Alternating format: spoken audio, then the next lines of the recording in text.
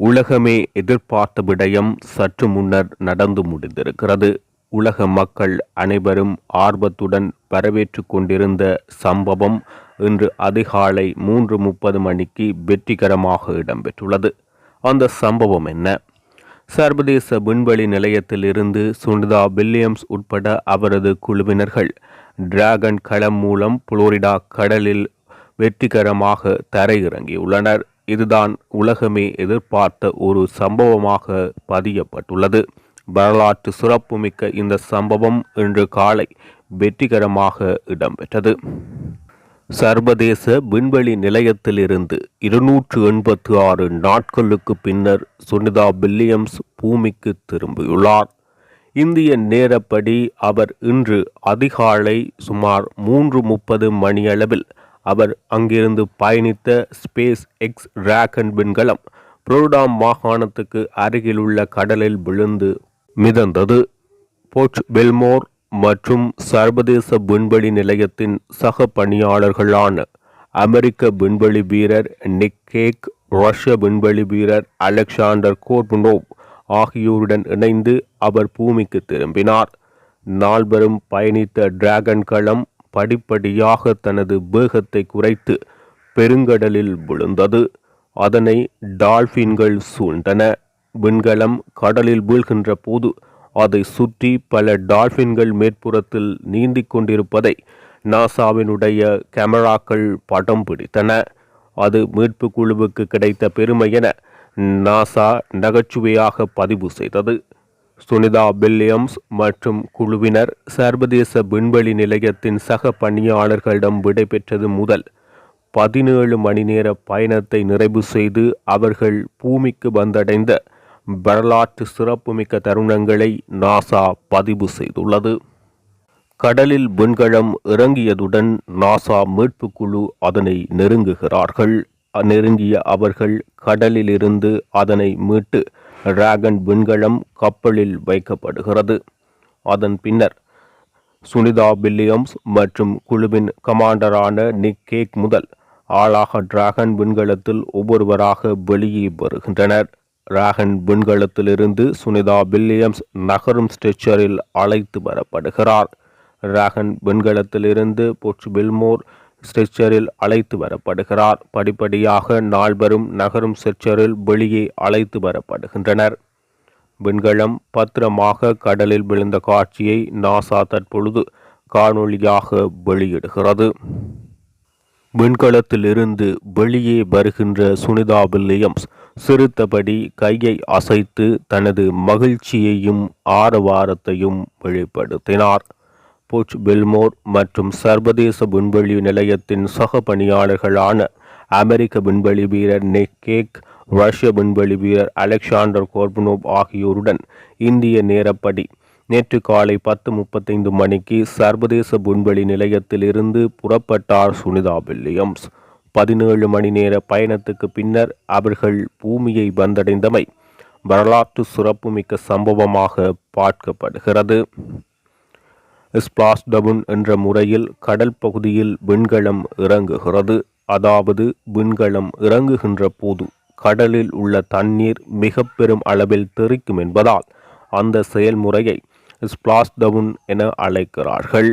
சற்று தொலைவில் படகுகளில் நாசாவினுடைய மீட்பு குழு 4 விண்வெளி வீரர்களையும் பத்திரமாக மீட்பதற்கு காத்திருக்கின்றனர்.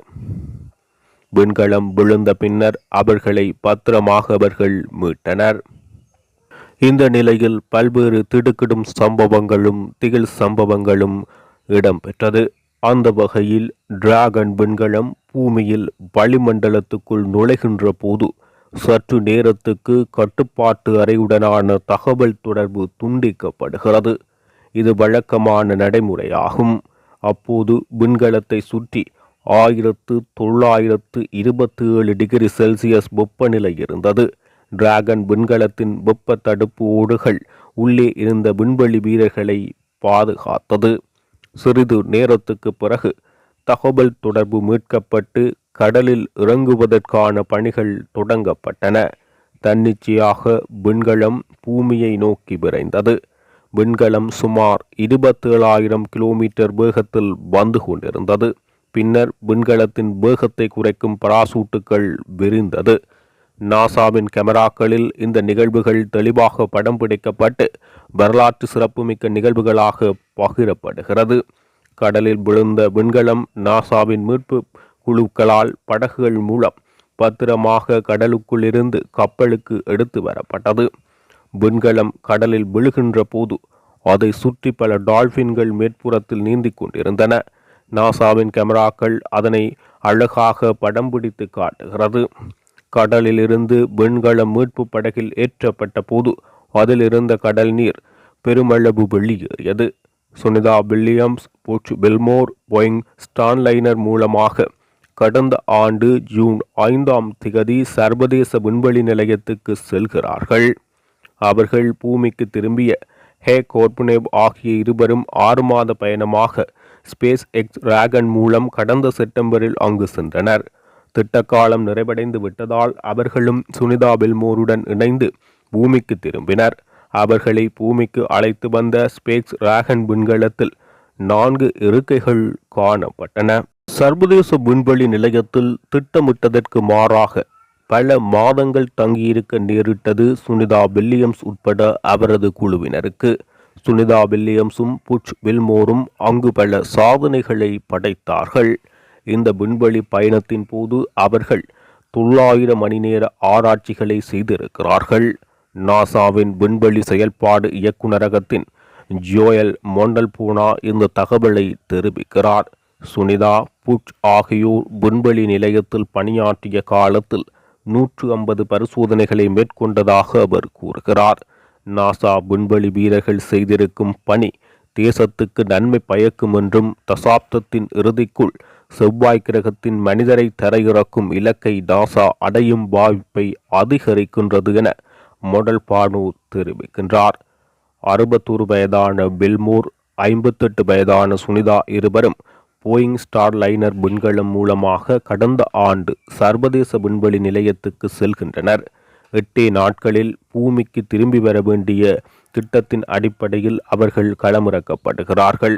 இந்த ஸ்டார்லைனர் விண்கலம் மனிதர்களுடன் சென்ற போயிங்கின் முதல் விண்கலமாகும். வழக்கமான பயன்பாட்டுக்கு வருவதற்கு முன்பு விண்கலம் எவ்வாறு செயல்படும் என்பதை கவனிப்பதற்கான சோதனையோட்டமாக இது அமைந்தது. ஆனால் ஸ்டார்லைனர் விண்கலம் சர்வதேச விண்வெளி நிலையத்தை நெருங்கிய போது பல பிரச்சனைகளை சந்திக்கிறது. விண்கலத்தை வழிநடத்தும் அதன் 5 உந்து விசை அமைப்புகள் செயலிழந்தன. அதிலிருந்த ஹீலியமும் தீர்ந்து போனது. இதன் காரணமாக இவர்கள் இருவரும் பூமிக்கு திரும்புவது 9 மாத காலம் தாமதமாகியது. அதன் பிறகு அமெரிக்க தொழிலதிபர் லோன் மஸ்கின் விண்வெளி நிறுவனமான ஸ்பேஸ் எக்ஸின் விண்கலத்தை கொண்டு அவர்களை பூமிக்கு திரும்ப அழைத்து வருவது என 2024 ஆண்டு ஆகஸ்ட் மாதம் அமெரிக்காவில் முடிவு செய்யப்படுகிறது. முதலில் அவர்களை இந்த ஆண்டு பிப்ரவரி மாதம் பூமிக்கு கொண்டு வருவதாக திட்டமிடப்பட்டது. பிறகு மார்ச் மாதம் முடிவு செய்யப்பட்டது.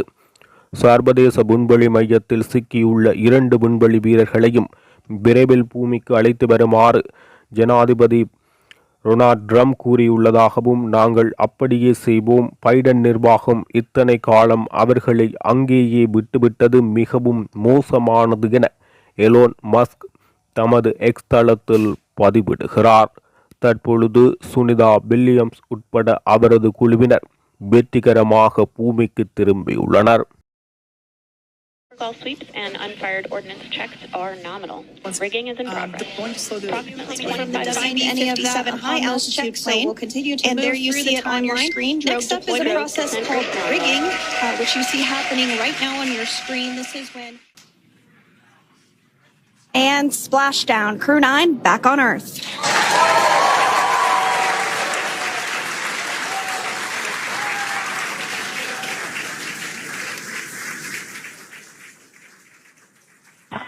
And SpaceX Freedom, splashdown. Good main release. Copy, splashdown. We see main chutes cut. Nick, Alex, Butch, Sunny, on behalf of SpaceX, welcome home.